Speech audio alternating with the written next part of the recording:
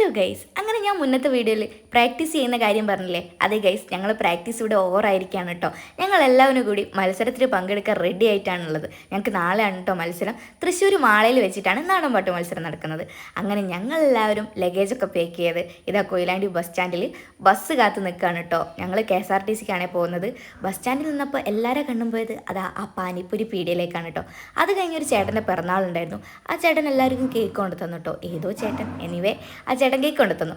അങ്ങനെ ഞങ്ങളെല്ലാവരും ഇതാ ബസ്സിൽ കയറി കേട്ടോ. ബസ്സിൽ കയറി സീറ്റ് പിടിച്ചു. പിന്നെ അങ്ങോട്ടേക്ക് ശടപടയെന്നായിരുന്നു. തൃശ്ശൂർ എത്തിയിട്ടാണ് പിന്നെ ഞാൻ വീഡിയോ എടുത്തത്. കാരണം അത്ര വരെ നല്ല ടൈറ്റും കാര്യങ്ങളൊക്കെ ആയിരുന്നു, അതുകൊണ്ട് വീഡിയോ എടുത്തില്ല. അത് കഴിഞ്ഞ് ഞങ്ങൾ സ്റ്റേ ചെയ്യുന്നിടത്തേക്ക് ഞങ്ങളെല്ലാവരും ഓട്ടോ വിളിച്ചിട്ടാണ് കേട്ടോ പോയത്. ഞങ്ങൾ 10 പെൺകുട്ടികളാണ്. 10 പെൺകുട്ടികളും പിന്നെ ഞങ്ങളെ പഠിപ്പിക്കുന്ന മാഷുമാണ് കേട്ടോ. അങ്ങനെ ഇതാ ഓരോരുത്തരും 3 ഓട്ടോ വീതം 4 ആൾക്കാർ വീതം എന്ന് പറയുന്ന പോലെ പോയിട്ടോ. അങ്ങനെ ഞങ്ങളിതാ അങ്ങോട്ടേക്ക് പോയിക്കൊണ്ട് നിൽക്കുകയാണ്.